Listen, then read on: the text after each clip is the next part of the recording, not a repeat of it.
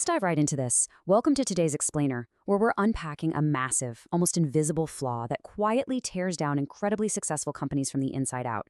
We're looking at the core principles of management visionary W. Edwards Deming, specifically what he called the ultimate management trap. And he didn't just call it a mistake, guys. He literally called it a deadly sin. The relentless, destructive obsession with short-term profitability. Sounds a bit dramatic, right? But as we break this down today, you're going to see exactly how easy it is to fall into this trap and why it's absolutely catastrophic for the long game. So I want you to be completely honest with yourself for a second. What's the absolute last important decision you made purely for this quarter? Really think about it. You know exactly the kind of decision I'm talking about here. It's that choice you made probably under a ton of pressure from the higher-ups just to hit a specific number for the next few weeks. And you did it fully knowing, deep down, that you were going to have to clean up a massive mess later on. If a specific memory just popped into your head, hey, you're not alone. You are experiencing the exact symptom Deming warned us all about. And that brings us to this brilliant quote from Deming that just perfectly captures the absurdity of this whole situation. Sharpening a pencil is easier than fixing the system. It's such a great metaphor. Basically, he's saying that playing around with paper and manipulating profit margins is just fundamentally easier than doing the hard work of fixing actual operations or production. When Deming first dropped this observation, it was supposed to be this massive shock to the corporate world, a huge wake-up call for leadership. But tragically, instead of a shock, it's just morphed into this standard, completely unquestioned corporate reflex.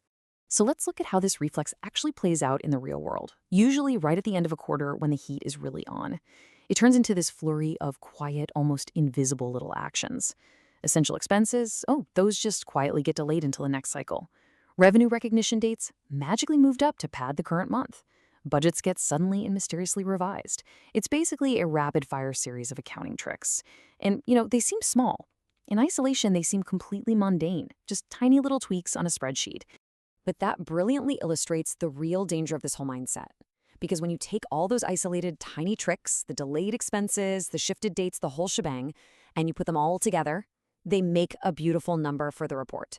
They create this completely fabricated reality of success, polished up perfectly just in time for the quarterly board meeting. The charts go up, everyone's smiling and giving high fives, but the actual underlying health of the company hasn't improved even a little bit. Deming saw a super clear pattern in the modern corporate pyramid that explains exactly why this keeps happening over and over again. For professional managers, isolated way up at the very top, structurally, it's just immensely easier to manipulate numbers to look good. Numbers are easy. But down at the bottom of the pyramid, where the actual work happens and real value is created, fixing a broken process, that is incredibly hard work. And this disconnect builds into a genuine crisis. The higher the pyramid goes, the further it gets from the real work. Deming recognized that this physical and metaphorical distance in modern management completely warps a leader's sense of reality. The further removed leadership gets from the factory floor or that frontline customer service desk, the more tempting it becomes to mistakenly believe that all company problems are just paper issues. They completely forget that there are real people and real systems struggling right beneath them, which creates this terrifying dual reality inside the company. On one hand, you've got the report that actually gets submitted to upper management. It says, everything's fine. Look, profits are even growing. But on the other hand, you have the unwritten story, the reality held in the deafening silence of employees who are just standing there, watching the system silently crumble under the pressure of those top-down, short-term demands. And here is the profound tragedy of this entire dynamic, exactly as Deming saw it. These two reports never meet. Ever.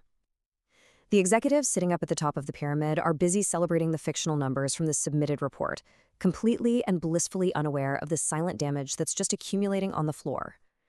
The system is literally being squeezed to death by this silence, and management doesn't even realize it until it is way too late. Okay, so how do we actually break this cycle? We need a clear action plan for this week. Think of this as a self-audit tool to honestly evaluate your own management habits. I want you to actually grab a piece of paper and draw out 3 columns. In the first column, write down 3 recent decisions you made purely for this quarter, knowing full well they were just temporary band-aids. In the second column, note the exact short-term gain you got out of it.